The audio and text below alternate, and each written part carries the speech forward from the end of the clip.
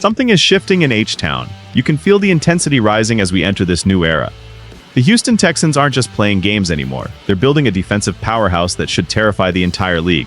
We've seen the flashes, but there is a specific move that has the facility buzzing right now. Before we dive into the details of this high-stakes decision, do me a favor. If you're a real fan and believe this team is destined for a Super Bowl run, hit that like button and subscribe. We're in this together, Texans faithful. Something big is coming. Here is the reality of the situation. DeMeco Ryans in the front office didn't just sit back and wait for talent to fall to them. They saw someone they had to have. They made the move, traded up 2 spots, and grabbed Caden McDonald at pick 36. Now, on the surface, you see a massive human being from Ohio State who dominated the Big Ten. You see the physicality in that raw, explosive power in the middle of the Buckeyes' defense. He was an absolute force, and honestly, the tape doesn't lie. He looks like the missing piece we've been searching for to solidify that interior. But here is the thing that we need to talk about because it's much deeper than just adding a big body.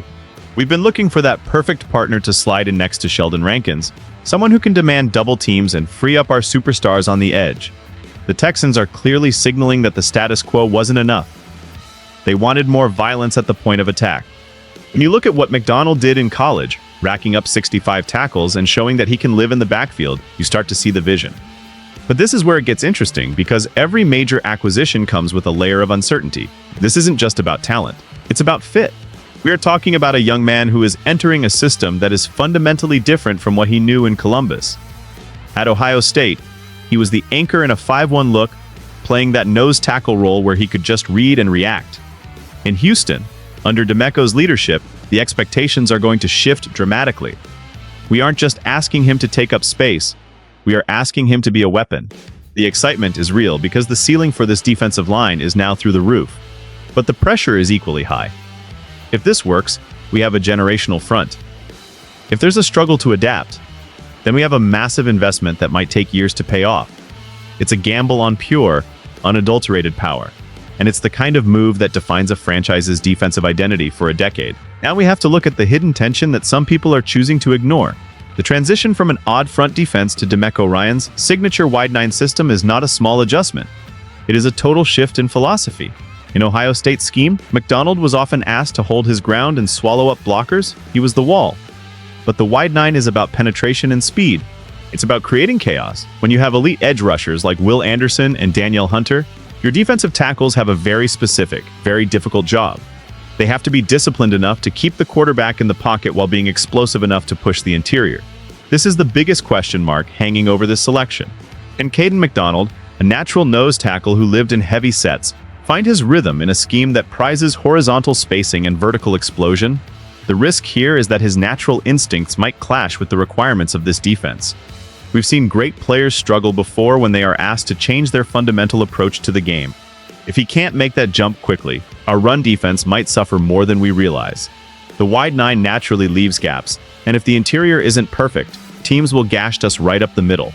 That is the nightmare scenario for any Texans fan. We are looking at a roster that is built to win right now, and we cannot afford a learning curve that lasts half the season. Every rep in training camp is going to be scrutinized because the stakes are just too high. We are talking about a Super Bowl window that is officially open, and the middle of our defense is currently resting on the shoulders of a rookie who has to unlearn everything he knew about positioning. It's a fascinating, stressful situation because the reward is so incredibly high. Imagine McDonald hitting his stride and allowing Anderson and Hunter to operate with zero help. That's how you win a championship. But the path to get there is filled with technical hurdles and schematic shifts that would challenge even the most seasoned veterans. We are watching a high-wire act in real time. But this is where things change, and this is why I need you to stay with me on this. Despite the schematic concerns and the technical hurdles, DeMeco Ryans isn't worried, and that should tell us everything we need to know. During rookie minicamp, DeMeco was glowing when he talked about McDonald. He didn't focus on the stance or the gap assignments. He focused on the violence. He said that the physicality translates regardless of the scheme. He saw a kid who knocks offensive linemen backward, and in Ryan's mind, that is a universal language. If you can move a 300-pound man against his will, you can play for the Houston Texans. But that's the biggest question. How long does it take for that raw power to become refined production in the NFL? This could become something much bigger than just a rookie rotation piece. If Caden McDonald becomes the force DeMeco believes he can be, the Texans aren't just a playoff team. they become the most feared defense in the AFC. Think about the pressure that puts on opposing quarterbacks like Patrick Mahomes or Joe Burrow. If they can't step up in the pocket because McDonald is living in their face, our secondary is going to lead the league in interceptions. That is the domino effect we are looking at. But we have to remain grounded in the reality of the pressure. This young player is being asked to be the anchor of a Super Bowl contender from day one. There is no room for rookie mistakes when you are playing for a coach who demands perfection. The future of this franchise's defensive identity is being forged right now in the dirt and the heat of these summer practices. Every single day, McDonald is being tested to see if he has the mental toughness to adapt his game. It's about more than just football. It's about the culture of the Houston Texans.